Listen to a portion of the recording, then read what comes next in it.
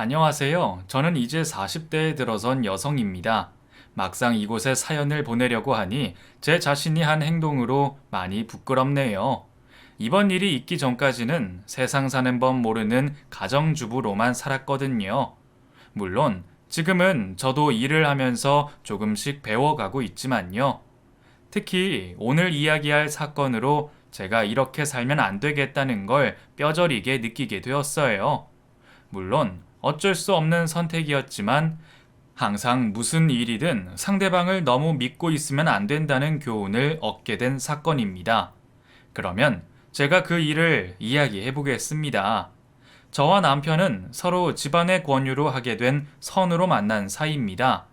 젊은 나이 부모님이 권하시는 선을 본다는 게 어색하기도 했지만 저희 부모님도 선으로 만나 잘 사시는 것을 보고 큰 거부감은 없었어요.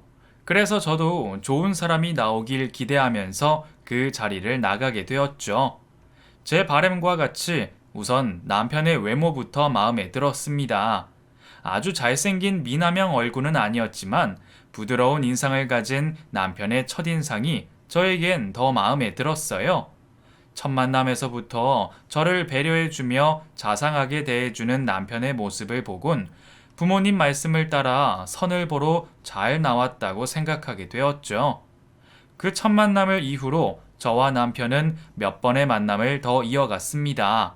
저와 남편 둘 다 제대로 된 연애 경험이 없던 탓에 우리는 소박한 데이트를 하면서도 서로 설레고 즐거웠습니다. 서로 첫눈에 호감을 가졌던 우리는 계속해서 만남을 이어가며 공통된 생각을 하게 되었어요.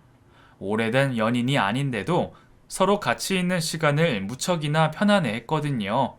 연애 경험이 많이 없던 저였기에 남자 보는 눈이 있지는 않았지만 서로에게 편안함을 주는 사람이야말로 좋은 사람임을 알고 있었습니다. 서로에게 큰 호감을 가지며 연애를 하게 되자 부모님들께서는 이를 눈치채시고 얼른 결혼을 재촉하셨죠. 그리하여 남편과는 긴 연애를 해보지 못하고 서둘러 결혼을 하게 되었습니다. 그러다 보니 결혼 전보다 결혼 후 서로에 대해서 많이 알게 되는 것들이 많았어요. 결혼 전에는 저처럼 바보같이 착한 줄만 알았던 남편이 알고 보니 마냥 착하기만 한 사람이 아니라 맺고 끊음이 확실한 강단 있는 성격이라는 것을 알게 되었죠. 그에 비하면 저는 남들에게도 싫은 소리를 잘 하지도 못하고 우유부단한 사람이라 그런 저에게는 저의 모자란 부분을 채워주는 더할 나위 없는 제 반쪽인 남편이었습니다. 그런 남편이 유일하게 약해지는 사람이 바로 저였어요. 제 앞에서는 왜 그렇게 약하고 순해지는지 저는 결혼 생활을 하기 전까지는 남편에게 그런 올곧은 면이 있는 줄 몰랐었습니다. 그러다 남편이 남들에게 뿐만 아니라 자기 가족에게도 항상 옳은 말을 하는 사람이라는 걸 뒤늦게 알게 되었어요. 아마 제가 남편의 성격을 설명하면서 어떤 사람인지 아실 거예요. 왜 주변에 그런 사람들 한두 명씩은 있으니까요. 남편은 다른 사람들이 눈치를 보며 말을 못하는 상황에서도 옳은 소리를 하고 주변 사람들에게 잘 휘둘리지 않으면서 마음은 따뜻하고 선했고 누가 보더라도 법 없이 살 만큼 모범적인 사람이었죠. 그런데 그와 반대로 시어머니와 시누이는 그런 남편과 정말 한 가족이 맞는지 의심스러울 정도로 정반대되는 성격의 소유자들이었습니다.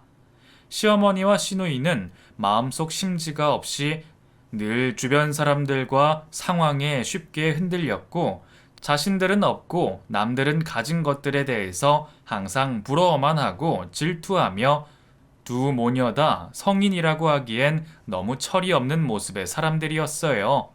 시아버님이 일찍이 돌아가신 탓에 그리 여유가 있지 않은 형편이었는데도 두 사람은 명품이라면 술술 밤이 새도록 이야기할 만큼 관심이 있었고 주변 사람이 자신들이 가지고 있는 물건을 사더라도 하나하나 굳이 흠을 잡으면서 시기와 질투를 하곤 했습니다. 그런 사람들이 자신이 가지지 못한 물건에는 또 얼마나 난리일까요? 매번 그런 모습 지켜보던 남편이 시어머니와 시누이에게 직설적으로 타박을 했지만 그때만 알아들은 척 조심할 뿐 마음속에 들어있는 허영과 질투, 시기는 쉽게 비우지 못했습니다. 저도 그런 시어머니와 시누이의 성격을 결혼 생활을 하면서 알게 되었지만 그때는 가족이라는 생각에 조금 철이 없다고 생각만 할 뿐이었지 나쁘게 보지는 않았습니다. 남편 앞에서는 머쓱해하면서 조심하려고도 했고 남편의 가족이니 속 깊이까지 나쁜 사람들일 거라 생각하지 않았어요. 하지만 그 모습을 지켜보는 저에게도 시댁 식구라고 하기엔 너무 철이 없어 보이긴 했죠. 하지만 제가 보기에는 어머니보다 시누이가 더 문제였어요. 시누이는 사지 멀쩡한 젊은이가 나이를 그렇게 먹도록 일을 해본 적이 없었어요. 그런 여자를 좋다고 데려갈 정신 나간 남자가 있을 리가 없으니 시누이는 결국 늦은 나이까지 시집도 가지 못하고 제대로 벌이도 하지 못하고 있었습니다. 그러면서 명품은 그렇게 좋아해서 집에 짝퉁 가방이 몇 개씩이나 있곤 했어요. 시누이는 참 허영심이 많았습니다. 그리고 그건 모두 시어머니를 닮은 것 같았죠. 남편에게 듣기로는 저희 결혼 전에도 형편이 되지 않으면서 카드로 덥석 비싼 물건을 사와서는 할부를 제대로 갚지 못해 곤란했던 적이 한두 번이 아니었다고 했어요. 어머니나 시누이는 매번 필요한 거라 말하기는 했지만 사실 물건이라는 게 없어서 죽을 만한 일이 얼마나 있겠나요? 그럴 때마다 남편은 매번 두 모녀 대신 물건을 환불해 왔고 늘 그렇게 창과 방패의 싸움이었습니다. 그래도 남편이 화를 내면 겁을 먹어서 다행이기는 했어요.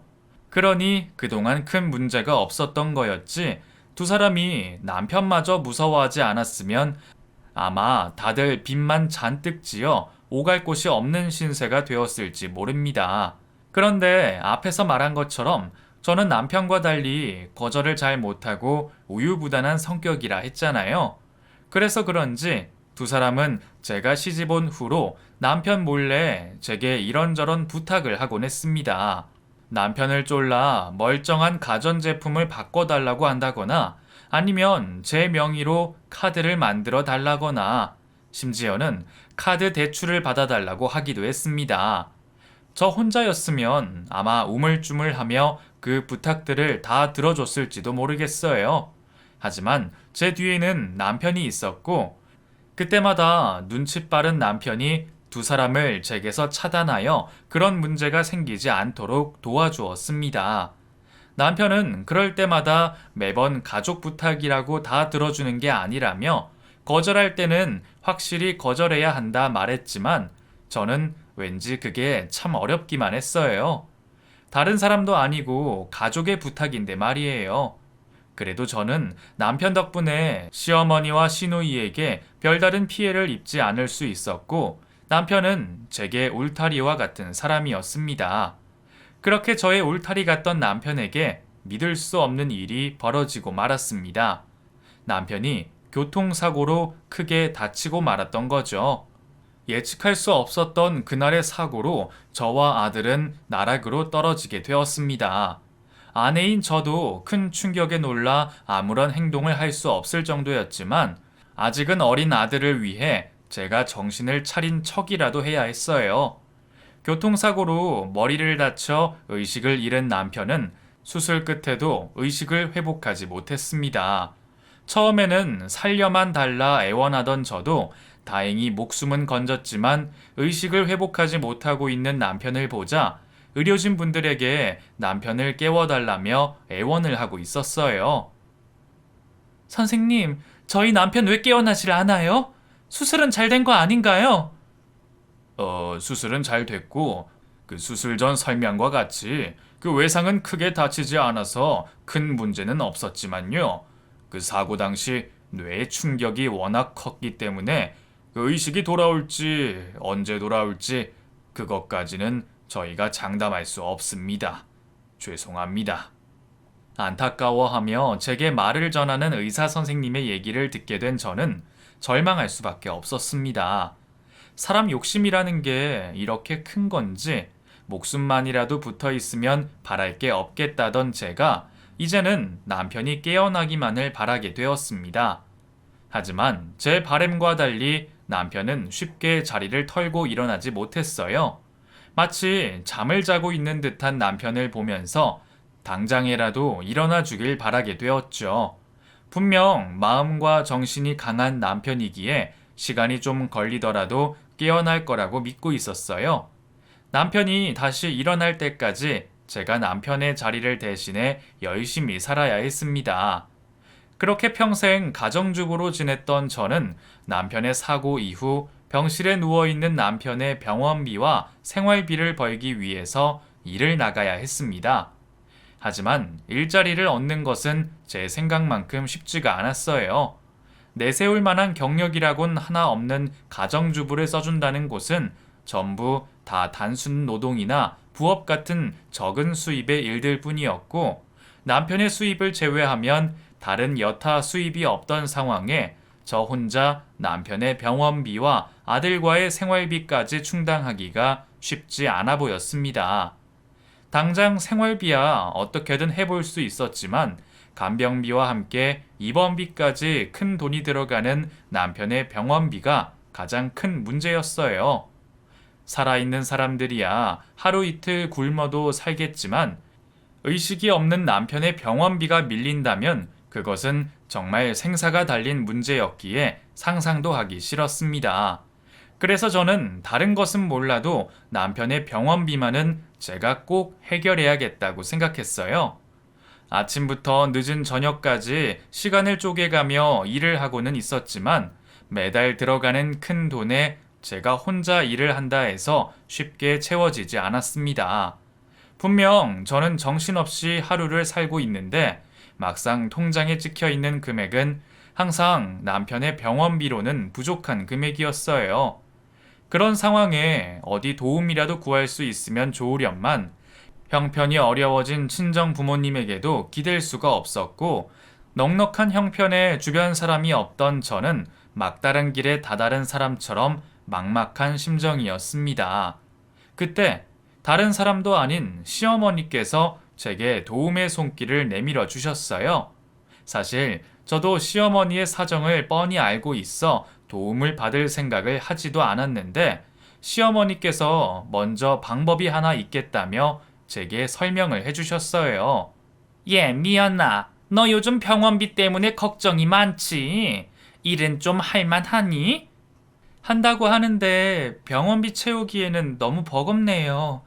그렇다고 제가 대출이 나오는 것도 아니고 정말 막막해요. 그래, 내가 네 사정 모르는 것도 아니고 내 아들 일인데 이럴 때 나라도 좀 도움이 되면 좋으련만. 내가 참 너희들 볼 면목이 없구나. 아니에요, 어머니.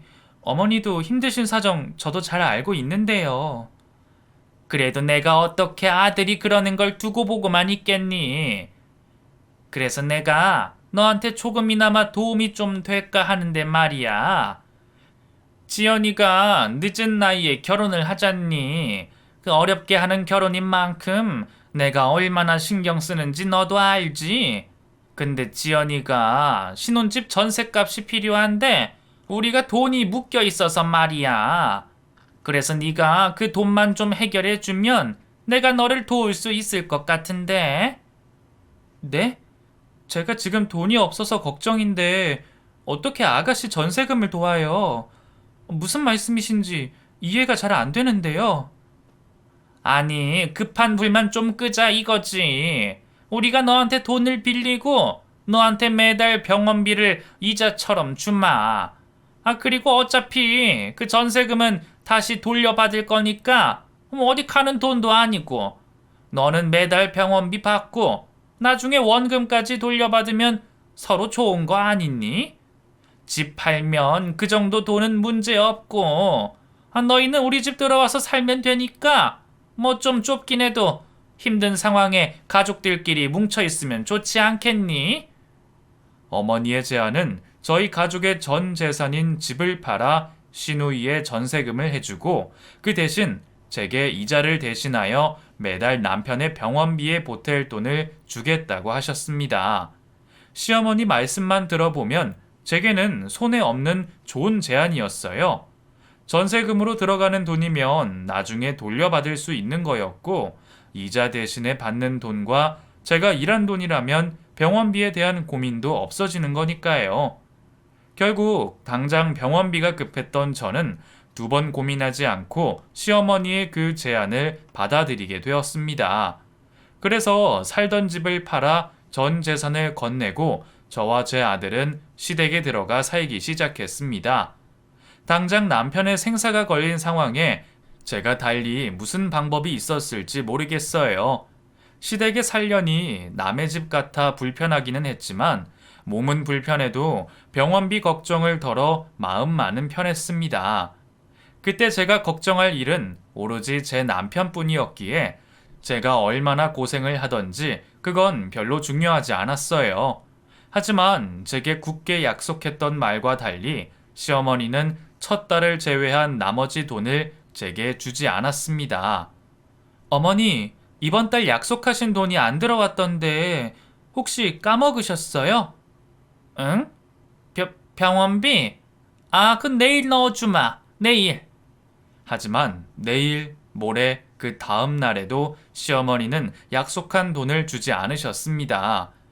며칠이 지나도 돈이 입금이 되지 않자 저는 시모를 잡고 이야기를 하게 되었죠. 어머니, 정말 왜 이러세요?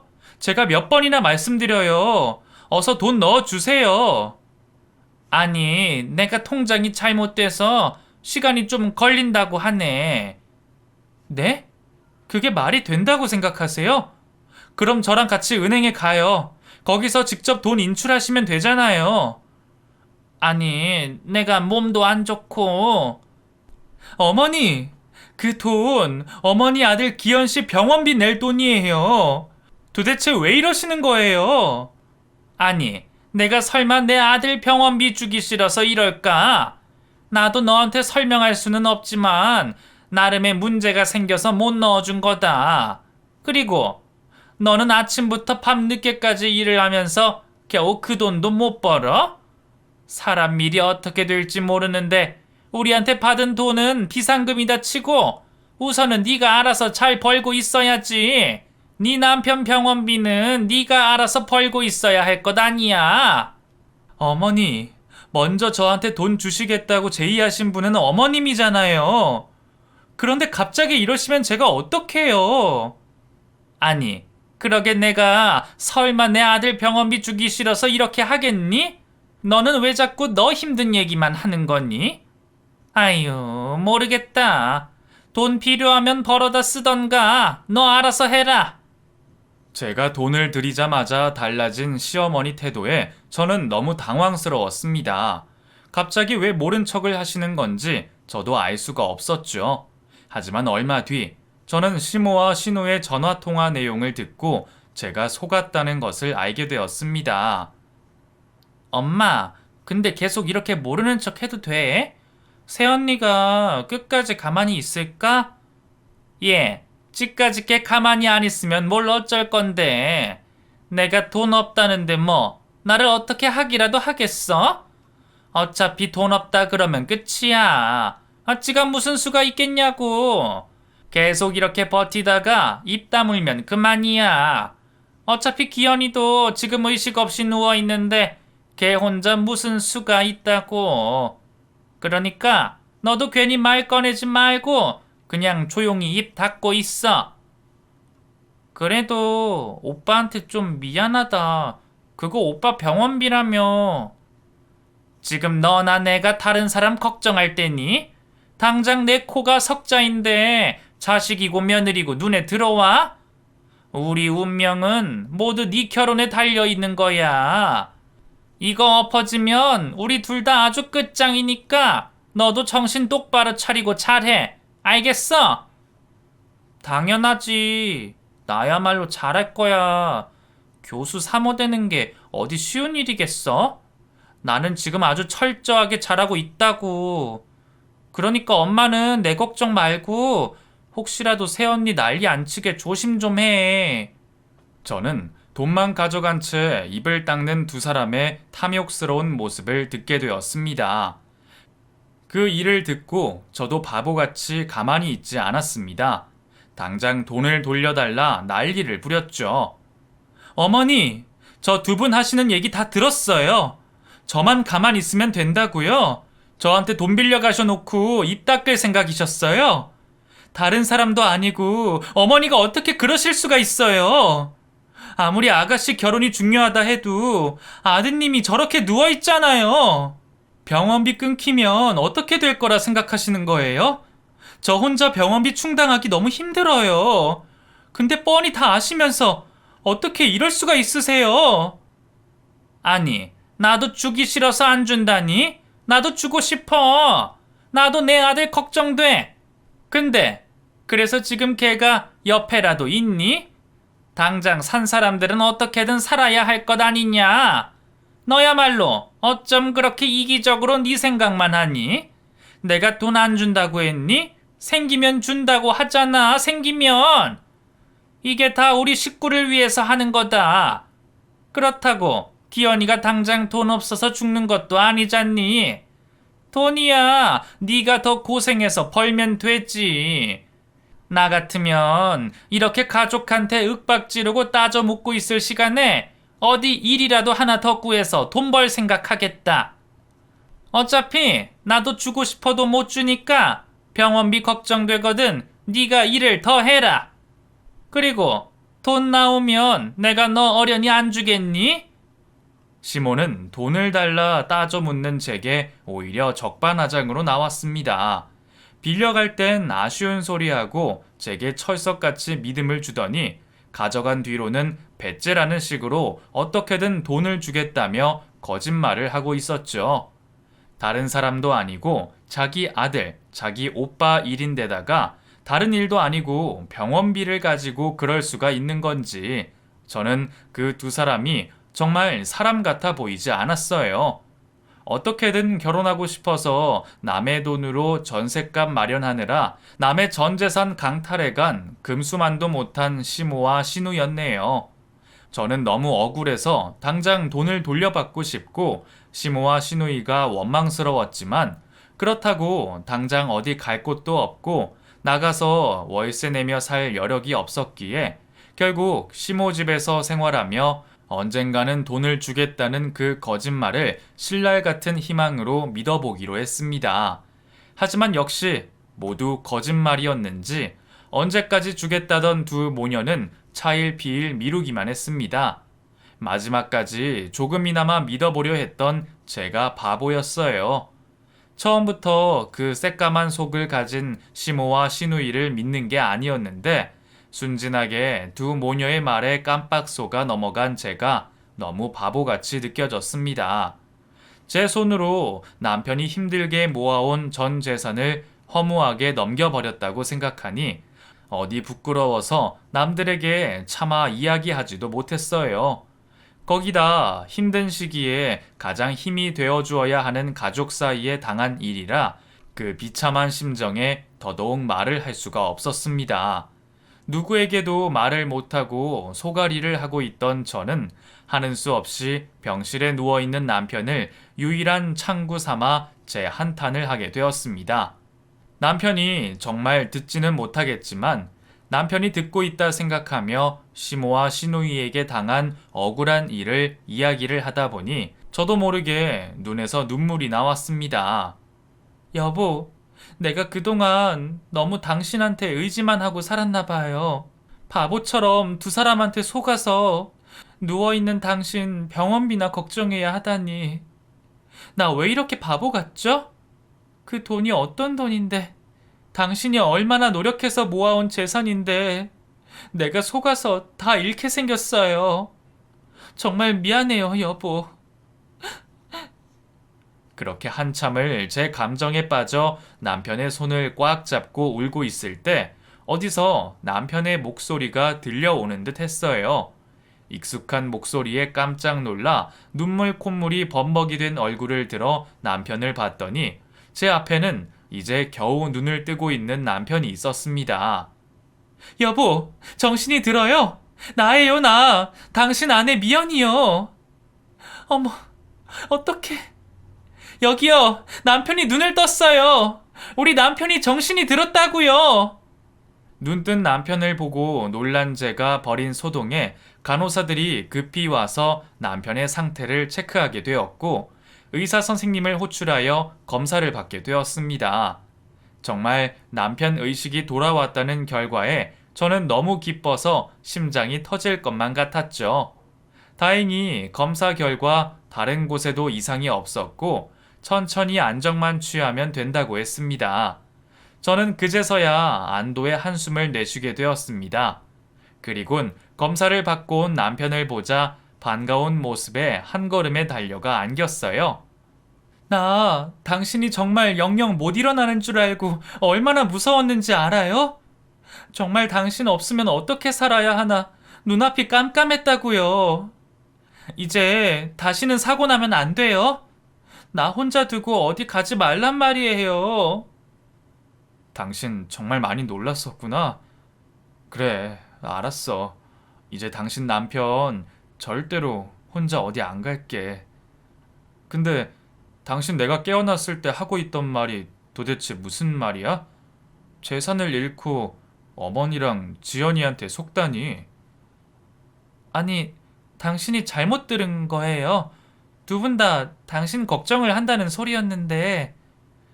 여보, 내가 아무리 이제 깨어나서 정신이 없다지만 그 정도로 눈치가 없을까봐? 당신 목소리만 들어도 무슨 일이 있다는 걸 알겠는데 도대체 무슨 일이야?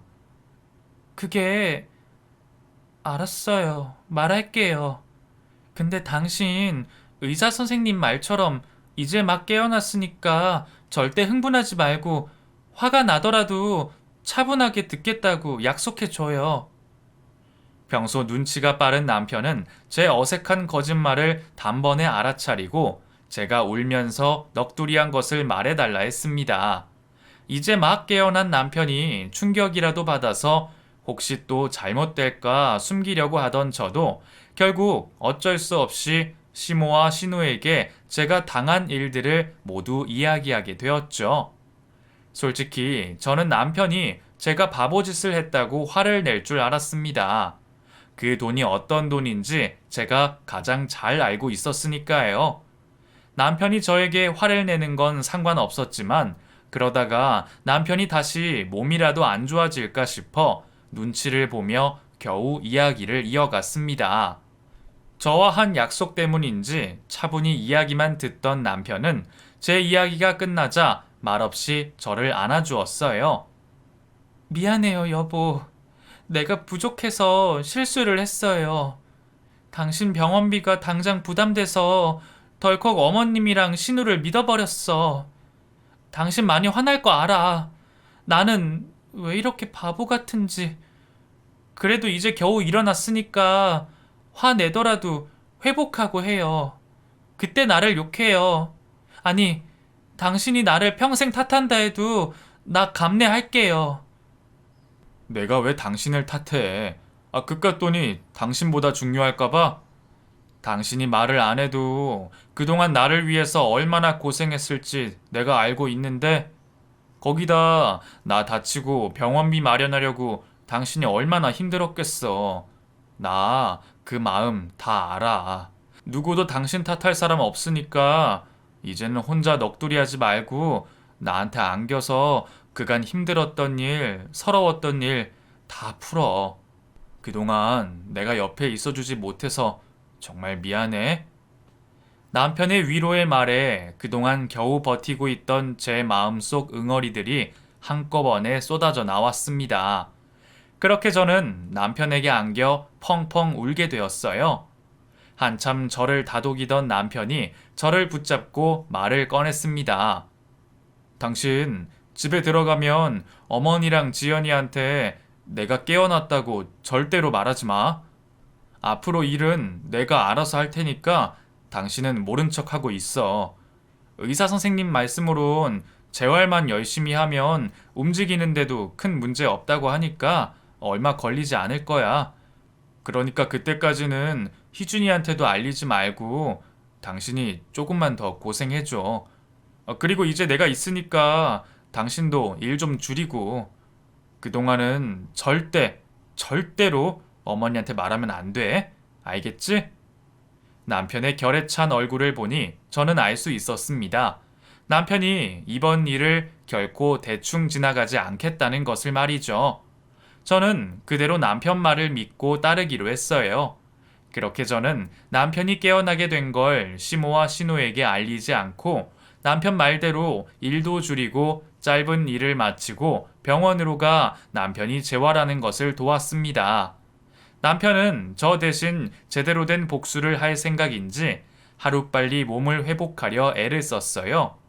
정해진 재활 시간 외에도 저의 도움을 받아 운동을 하면서 하루라도 빨리 정상적인 움직임을 찾기 위해 피나게 노력했습니다. 그리고 2주 정도 되었을 무렵 드디어 일반인들과 비슷하게 혼자서 걷고 생활할 수 있게 되었어요. 그렇게 남편이 병원에서 퇴원을 하던 날, 남편은 저에게 시모와 신우를 집 밖으로 나가지 못하게 붙잡고 있으라 했습니다. 그래서 저도 남편 말대로 그 두 사람을 꼭 붙잡고 있었죠. 언니, 저 석훈 씨랑 드레스 맞춰놓은 거 다시 입어보러 가야 한다니까요? 할 말이 있으면 지금 빨리 하세요. 그래, 너는 할 말이 있음 퍼뜩하고 끝낼 것이지 왜 바쁜 사람을 잡아두니? 우리가 네가 이래라 저래라 한다고 그래야 하냐? 그리고 너 일은 안 해? 지 남편은 눈도 못 뜨고 누워있는데 맨날 돈 없다는 애가 뭐 한다고 이렇게 시간을 잡아먹고 있니? 너 어디 따로 생긴 돈이라도 있는 거야? 그래? 그게 아니라 제가 지금부터 말할 이야기가 중요한 이야기라 저도 생각을 정리해야 돼서 그래요. 네가 말해봤자 무슨 말을 하겠다고. 우리 모녀한테 돈 타령 빼고 할 이야기가 뭐가 있냐? 왜? 저번처럼 또 돈 때문에 가족 간에 어떻게 해보려고 그러냐? 내가 저번에도 말했지. 기현이 병원비는 우리 지연이 결혼하고 석훈이가 사위가 되면 그때 주겠다고. 내가 안 주겠다는 것도 아닌데 너는 어쩜 그렇게 이기적이니? 그 잠깐을 기다리지도 못해. 네 시누이 결혼을 망칠 셈이야. 한참 또 신우와 시모가 제게 억지를 부릴 때 남편의 목소리가 들렸습니다. 어머니, 미연이가 속아서 넘긴 제 돈 돌려달라고 하는 게 왜 지연이 결혼을 망친다는 겁니까? 어머, 기연아! 오빠!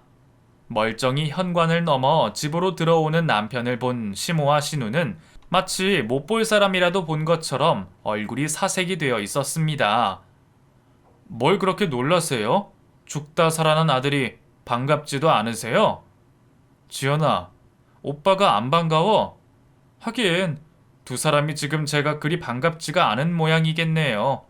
나 없다고 그런 짓을 벌였으니 말이에요. 아내한테 들었는데 제가 병원에 누워있는 동안 우리 순진한 아내를 속이고 괴롭히고 저 없다고 별짓을 다 하셨더라고요.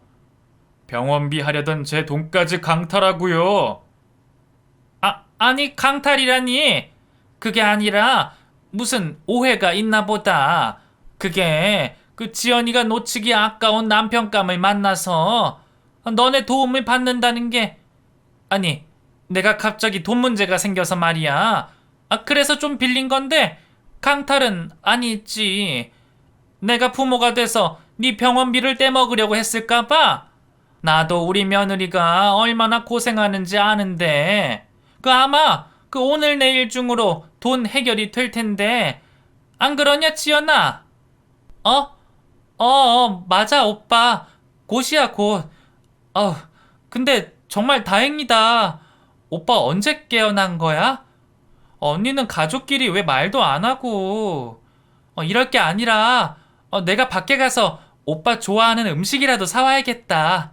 오빠 뭐 먹고 싶어? 병원밥 맛이 없었지. 오늘은 내가 살게. 그래. 지연이 엄마도 같이 가자. 같이 가서 기현이 좋아하는 음식 잔뜩 좀 사오자. 저한테는 함부로 하던 두 사람도 남편은 무서운지 자초지종을 묻는 앞에서 제대로 말도 못하고 그 자리를 피하려고만 했어요. 그때 남편은 신발도 벗지 않은 채로 저벅저벅 걸어 들어와 거실에 앉아있는 모녀에게 다가갔어요. 저도 잔뜩 화가 난 남편 모습을 보니 무서웠죠. 두 모녀는 남편이 무슨 짓이라도 할까 무서운지 눈을 질끈 감은 채 몸을 웅크리고 있었죠. 하지만 모녀를 지나쳐 거실을 가로지른 남편은 거실장 앞에 서 있더니 곧바로 큰 TV를 거실 바닥에 내리 꽂았습니다. 아이고, 기현아, 엄마가 잘못했다. 왜 이러니? 이거 제가 사드린 TV잖아요. 저를 아들로 생각하지도 않으시고 며느리 간절한 부탁에도 모른 척 하시더니 받는 건 다 받고 사시려고 하셨어요. 제가 지금 너무 열이 받지만 그렇다고 다른 짓은 차마 못하겠고 대신 제 돈으로 사드린 물건들 다 깨부시고 이제 어머니랑 연 끊으려고 합니다. 이 공유기도 제가 해드렸고 저 소파도 제가 사드렸죠? 어머니, 생각해보니까 이 집 들어오실 때 인테리어도 제 돈으로 해드렸네요. 그럼 다들 일어나세요. 다 뒤엎어야 하니까. 오래 걸릴 거예요. 다들 나가세요. 지연이 말처럼 밖에 나가서 제가 좋아하는 음식이라도 사오시던가요. 이걸 어디서부터 손을 대야 하나? 아이고, 기현아, 엄마가 잘못했다. 잘못했어. 제발 그만 좀 해라. 우리가 무슨 오해가 있었다. 내가 설마 내 아들 죽게 하겠어? 나도 돈 생기면 바로 병원비 주려고 했어. 근데 엄마는 미연이가 그렇게 힘든 상황인지 몰랐다. 제가 그냥 하는 소리인 줄 알았어. 내가 지금이라도 너네 집 판돈은 다 돌려주마. 다 돌려줄게. 엄마, 그럼 나 신혼집은 어떻게 하라고? 야, 이 철딱선이 없는 기집애야. 지금 너네 오빠 모습이 안 보여? 집이 다 부서지게 생겼는데 그럼 그냥 둬. 지금은 석훈이보다 기현이 말리는 게 먼저야. 야, 강지현, 너는 아직 상황 파악이 덜 된 모양이지? 너도 기다리고 있어라. 너나 어머니나 이사단 나도록 한 건 똑같은데 너라고 무시할 것 같아? 너도 무슨 일이 생길지 어디 기대하고 있어.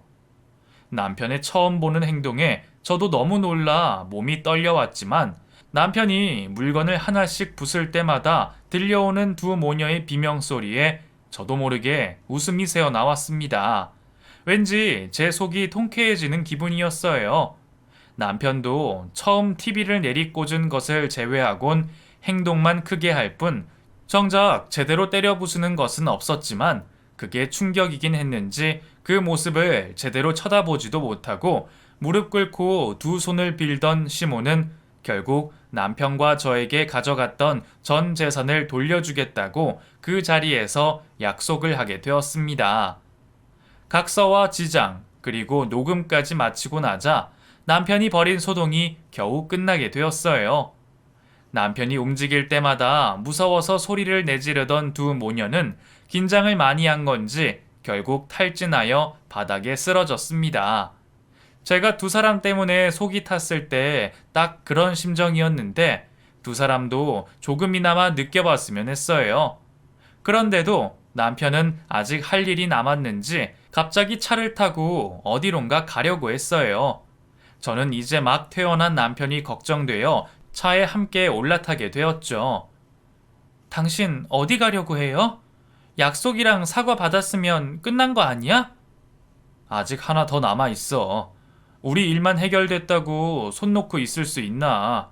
우리 같은 피해자 안 나오게 다른 사람도 두 사람 때문에 엄한 꼴 안 당하게 도와줘야지. 남편은 그렇게 알 수 없는 말을 하고는 약속 시간이 다 되어 간다며 저를 태우고 차를 몰았습니다. 그렇게 어느 아파트에 도착한 남편은 익숙한 듯한 집으로 향했어요. 안녕하세요. 처음 뵙겠습니다. 저 지연이 오빠 되는 사람입니다. 두서도 없이 급히 만남을 요청했는데 이해해 주셔서 감사합니다. 여기는 제 아내 되는 사람입니다. 아니요, 괜찮습니다. 그 사고로 그간 의식이 없으시다는 얘기는 들었는데 이렇게 좋은 모습으로 뵙게 되어 반갑습니다. 혹시 식사는 하셨는지요? 식사는 괜찮습니다. 그보다 제가 드릴 말씀이 급해서 이렇게 예의도 차리지 못하고 빈손으로 왔습니다. 다름이 아니라 여기 계신 아드님과 제 동생의 결혼에 관해 꼭 말씀드려야 할 문제가 있어서요. 남편이 도착한 곳은 시누이의 예비 시댁이었습니다. 그 상황에 여기까지 왜 왔나 했더니 남편이 구하겠다는 사람이 다름 아닌 시누이의 남편 될 사람이었네요. 두 사람 결혼이 얼마 남지 않았다고 들었고 한시가 급한 일이다 싶어서 이렇게 퇴원을 하고 바로 오게 되었습니다. 그 상황이 급하니까 거두절미하고 말씀드리면 그동안 제 동생을 어떻게 알고 계시는지 모르겠지만 아마 알고 계신 것과는 전혀 다른 사람일 겁니다. 제가 사고 나기 전까지 제 동생은 변변한 직업 없이 매일 인터넷 방송만 보고 게임이나 하던 그런 사람입니다. 그나마 열심히 해보겠다고 시작한 유일한 직업도 유튜버였는데 그것도 얼마 되지 않아서 그만뒀고요. 게다가 중학교 때부터 학교 폭력으로 징계받고 담배 피고 가출하고 다녀서 제가 그 애 잡으러 다니느라 얼마나 고생을 했다고요. 제가 이렇게 제 동생의 흠을 먼저 나서 이야기하는 건 제 동생이 아드님을 속여서 마치 위장 취업을 하듯 취업을 가려고 해서 말씀드리는 겁니다. 그리고 몸이 안 좋아서 일을 쉬고 있는 것도 아니고 동생이 마련한 걸로 알고 계실 전세금도 직접 모은 돈이 아니라 저희한테 사기를 쳐서 저희 전 재산을 훔쳐 마련한 돈입니다. 아드님을 조건 없이 사랑한다고 보이겠지만 이미 제 동생은 교수 아내로 될 생각에 빠져 있습니다. 아드님이 말씀은 안 하셨지만 이미 동생은 예비 시댁의 재산 규모도 대충은 파악을 했고요. 그런 제 동생의 가족으로서 다른 사람의 신세를 망치면 안 될 것 같아서 뒤늦게라도 알고 이렇게 직접 찾아오게 되었습니다. 혹시 제 말이 못 믿었다면 저와 제 아내에게 교차로 질문하셔도 됩니다. 남편이 신우에게 갚아주겠다던 몫이 이거였나 봅니다. 저는 이런 생각까지는 못했는데 역시 남편은 자기 가족이라도 봐주는 법이 없는 사람이었네요. 남편의 얘기를 들은 그 집 식구들은 다들 굳은 표정이었습니다. 하긴 누가 그런 말을 듣고 표정이 좋을 수가 있겠나요? 남편의 말에 시댁의 시댁 어른과 남편이 될 뻔했던 분들 모두 표정이 무척이나 어두워졌죠. 남편이 준비한 말을 끝내고 저희 부부가 집을 나가자마자 안쪽에서는 큰 소리가 들렸어요. 자신도 속았다는 남자와 다른 사람들에게 망신스럽다는 남자의 부모님 말소리까지 모두 듣게 되었죠. 그렇게 남편의 계획을 끝낸 우리는 친정으로 들어가 남편의 사고 후 생긴 일에 대해 설명을 하고 잠시 친정 부모님 집에서 신세를 지게 되었어요. 며칠이 지나고 남편에게 신우가 결혼할 남자에게 도대체 무슨 말을 했냐며 울며 전화를 걸었어요. 제발 남자에게 다시 설명을 해달라며 부탁을 해왔습니다. 당연히 남편에게는 씨도 먹히지 않았어요. 결국 사실을 알게 된 그 남자와 파혼을 하게 된 신우는 전세금이 필요하지 않아졌고 저희는 다시 우리의 전 재산을 돌려받을 수 있었습니다. 또 재미있는 이야기는 그렇게 파혼한 신우가 그 탓을 남편이 아닌 시모에게 돌렸다는 거예요. 시모와 신우는 결국 서로 탓을 하며 싸우게 되었고 돌이킬 수 없을 정도로 사이가 멀어지게 되었습니다. 돈을 돌려받고 난 이후 남편은 시댁 식구들과 가족의 연을 완전 끊게 되었어요. 그리고 앞으로는 일부러 두 모녀의 소식을 듣지 않으려 우리 가족 일에만 집중을 하고 있습니다. 이번 일을 겪으며 제가 그동안 남편에게 너무 의지하며 살았다고 생각을 한 저는 남편이 건강을 찾고 난 뒤 다시 일을 하면서 열심히 사회 경험을 쌓고 있습니다. 덕분에 이제는 남편이 잠시 자리를 비워도 뭐든 알아서 척척할 만큼 의존도를 많이 떨쳐냈습니다. 그리고 남편의 사고와 그로 인해 벌어진 일들로 가족의 소중함을 다시 한번 깨달은 우리 가족은 무엇이든 가족을 가장 첫 번째로 생각하며 서로를 위해 살아가게 되었어요. 물론 돈이 있어야 가족을 지킬 수도 있다는 것을 알게 되었지만 그보다 가족이 우선시 되어야 함을 느낄 수 있었던 경험이었습니다. 그럼 제 얘기를 들으신 여러분들도 가족을 가장 첫 번째로 생각하시고 행복하게 지내세요. 감사합니다.